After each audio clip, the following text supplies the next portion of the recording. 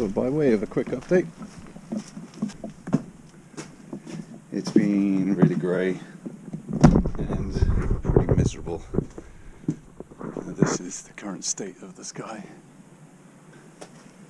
The generator is plugged in. Right, okay, so that's completely dead. That means battery disconnected, which means the BMSs would have turned off, and it doesn't look like anything's on. So we'll have to get the generator on, get some power going into here. There's a bigger video coming where I show what we've been doing with this new backboard that we've stuck on here. So I'm not crazy about this all-in-one system. It doesn't officially support lithium iron phosphate, and it doesn't know about BMS controllers, so it's doing its best. It only really knows about battery voltage. So if the BMS has turned off the discharge, it won't detect the voltage at all, which is about right. Which means that when the sun does come up, if it detects there's no battery connected, it won't even try to charge the batteries and put some power into them and start the charging process. So we have to get a manual intervention to get that started when the batteries get completely discharged, which is not ideal.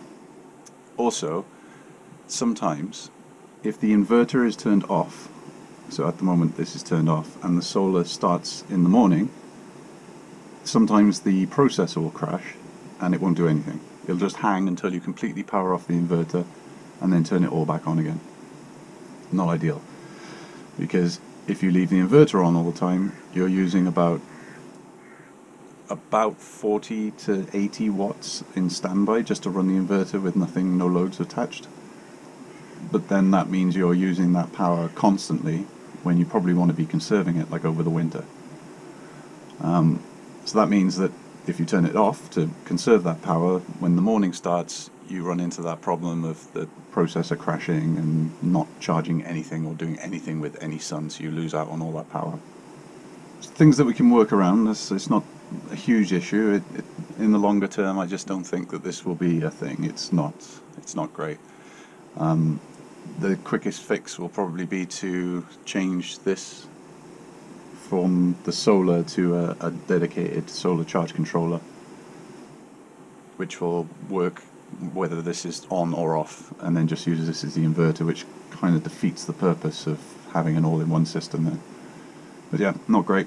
But yeah, let's get the generator going.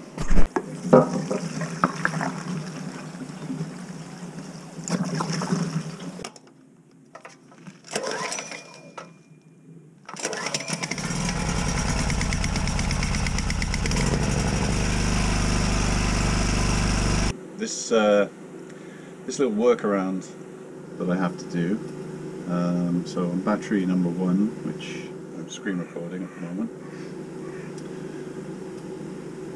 to get the charge controller to recognize it's connected, which, yeah,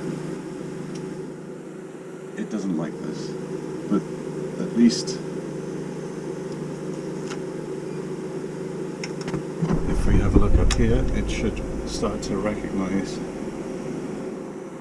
that it's there and start giving some power.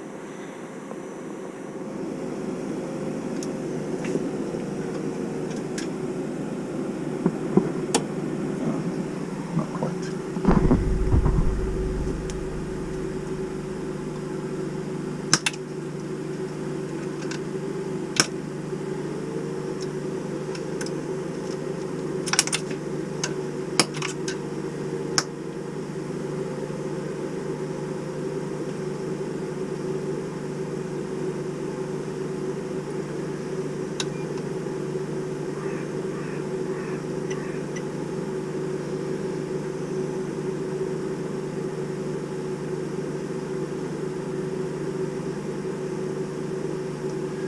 So we just gotta wait for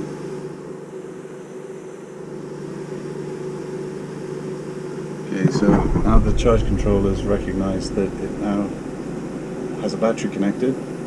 Now it's also kicked in the AC charging, which is being powered by the generator at the minute. So now we should see, yep. Now we can see that they're getting some current, which is good because they were really low. Petrol smart shunts back, and it's taking 30 amps, which is great. This allowed to actually do up to 40 amps, but the generator doesn't like that. Alright, so that's probably going to be on for the majority of the day now. Just going to have a look at the other bits that have been going on. Some lighting in the roofing panel. It just needs the last little bit of trim just to hold this up into the right spot, but that'll go on closer to when the tiles end up going on. Just needs caulking around the edges. Boxed in that section, I've got the piece cut for there. That's not changed at all. There's a couple of leaks that were fixed up there. Started back in here doing the bathroom.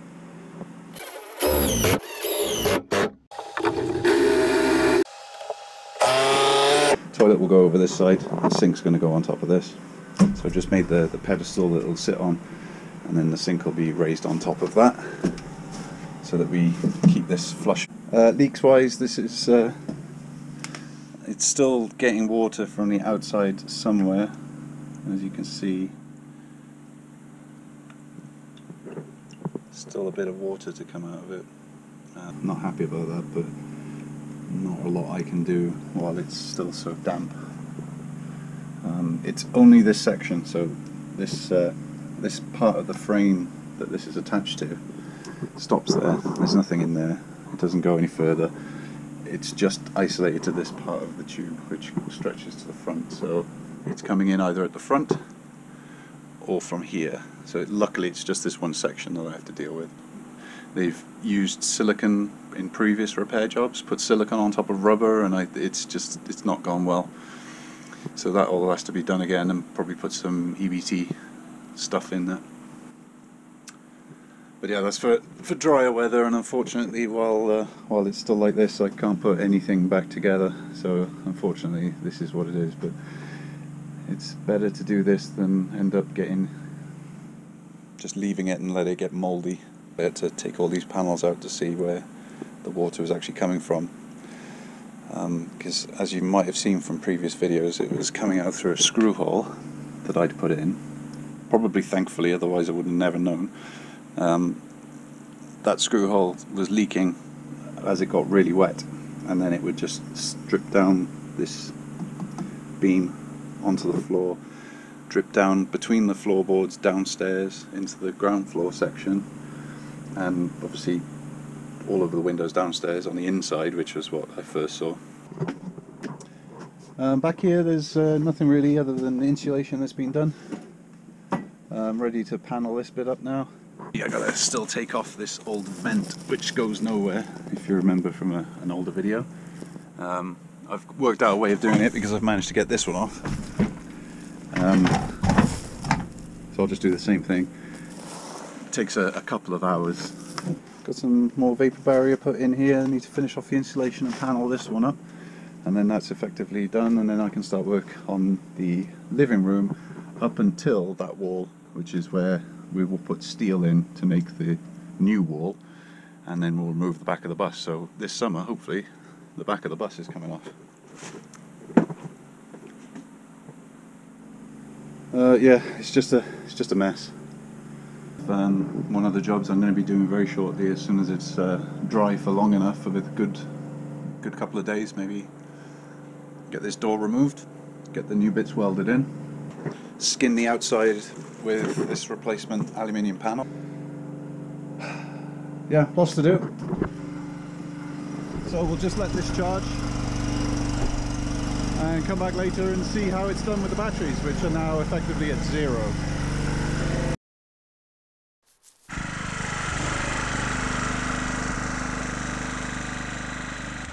So here is past me returning to check on the charge after hopefully a full day's worth of the generator running, only to discover that about 5:30, unfortunately, the charging stopped. What this turned out to be was that the generator was running low on oil, and it must have stumbled at some point, and then the AC charging system of the inverter decided to stop it from doing anything as a protection thing, which, yeah, It just goes to prove that you should always check your oil of your generator before you start using it.